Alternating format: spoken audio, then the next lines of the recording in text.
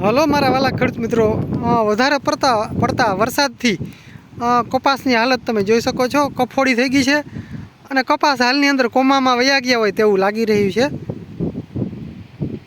તમે કપાસની હાલત જુઓ. કપાસ અત્યારે સાવ કોમામાં વયા ગયા છે. મિત્રો આમાં સર્વનાશ દવા છાંટી હોય એવો પોઝિશન થઈ ગઈ છે. તમે જોઈ શકો છો કપાસ થળિયું છે ને જી, થળિયું તમે જોઈ શકો છો, જગ્યા થઈ ગઈ. આના હિસાબે કપાસ સુકાય છે. તમે જોઈ શકો છો આ મિત્રો હલી હલી પવનના હિસાબે અને એકદમ કપાસનું પૂરું થઈ ગયું, હાવ કોમામાં વયા ગયા છે.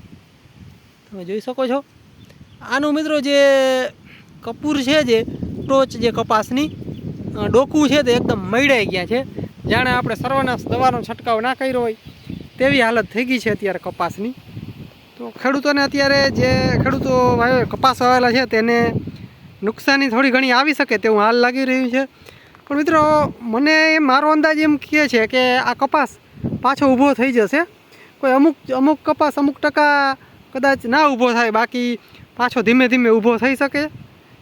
બાકી ખાસ વસ્તુ એ જોવાની છે કે હવે તડકો તપવો જોઈએ, તો વરાપ નીકળવો જોઈએ. જો વરાપ નીકળશે ને તો વાંધો નહીં આવે, બાકી કપાસનું નક્કી નથી.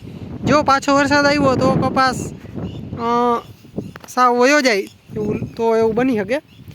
બાકી અત્યારે જોતાં એવું છે એવું લાગી રહ્યું છે કે કપાસની નીચેથી જાણે આપણે રાપ મૂકી દીધી હોય અને કપાસ જમીનથી અલગ થઈ ગયો હોય તેવી હાલતમાં અત્યારે કપાસ જોવા મળી રહ્યો છે. કપાસ અત્યારે કોમામાં હોય એવું લાગી રહ્યું છે. તમે મિત્રો જોઈ શકો અમુક છોડ તો મિત્રો સાવ સુકાઈ ગયો હોય તેવું લાગી રહ્યું છે. આ તો ઊભું થવાનું પણ મુશ્કેલમાં હોય તેવું લાગી રહ્યું છે. તમે જોઈ શકો છો ખરેખર કપાસની હાલત બહુ ખરાબ છે અત્યારે. જે ખેડૂત ભાઈઓનો કપાસ છે તેને ખબર હશે કપાસની હાલત બહુ એટલે બહુ ખરાબ છે. ખેડૂતોને નુકસાનનો વારો આવી શકે તેવું લાગી રહ્યું છે. બાકી તો આગળના સમયમાં ખબર પડશે કે આનું શું થશે ને તે. બાકી મિત્રો મગફળી તમે જુઓ, મગફળીમાં કોઈ એટલો ઇસ્યુ નથી. મગફળી મજામાં છે પણ કપાસ કોમામાં છે એવું પોઝિશન છે. કપાસ કોમામાં અને મગફળી મજામાં. તમે જોઈ શકો છો મગફળીમાં કોઈ એટલો ઇસ્યુ નથી, સારી છે મગફળી. આ આપણી મગફળી છે. મગફળી જે ખેડૂતોને મગફળીનું વાવેતર છે એને ઉપાધિ જેવું નથી. જોઈ શકો છો આપણી મગફળી સારી ઊભી છે, એકદમ કાળી અને વાંધો નથી આવે એમ મગફળીમાં. અહીંયા મિત્રો આપણે જયસાલને થોડુંક ઓલું ઢોરનો ચારો અને વાવલ હતું તો ત્યાં મગફળી પીળી પડી ગઈ છે. બાકી તમે જોઈ શકો છો મગફળી પણ કાંઈ ના ઘટે, સારી છે મગફળી ઓલ ઓવર. મગફળીમાં વાંધો નહીં આવે ખેડૂતોને, પણ મિત્રો કપાસમાં મોટો ઇસ્યુ હોય એવું લાગી રહ્યું છે. તમે જોઈ શકો છો મગફળી ગાંડી થઈ ગઈ છે અત્યારે. મગફળી એકદમ સારી છે, કોઈ પ્રોબ્લેમ નથી મગફળીની અંદર. તમે જોઈ શકો છો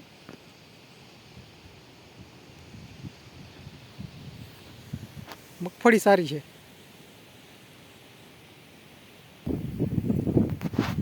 ખેડૂત મિત્રો આપણી રીંગણી તમે જોઈ શકો છો, હાલત ખરાબ થઈ ગઈ છે રીંગણીની. હવે રીંગણી ઊભી થાય તેવું હાલ કાંઈ લાગી રહ્યું નથી. રીંગણી પછી આ મરચીનું પૂરું થઈ ગયું મિત્રો, ગુવારનું હાવ સફાયો થઈ ગયો. પછી આપણે આ ચોરી વાવેલી છે, ચોરીનું પૂરું થઈ ગયું. એક ભીંડો કાંઈક સારો ઊભો છે, બાકી ભીંડા સિવાય કોઈ વસ્તુ રહી નથી. આ મિત્રો આપણે વાલ છે બરાબર, આ વાલની બે હારું એ પણ કમ્પ્લીટ પૂરી થઈ ગઈ, એમાં કાંઈ રહ્યું નથી. ત્યારબાદ મિત્રો આપણે અહીંયા રીંગણી વાવેલી છે, તમને સારું દેખાશે. નાના રોપા હતા તેનું પણ પૂરું થઈ ગયું સાવ.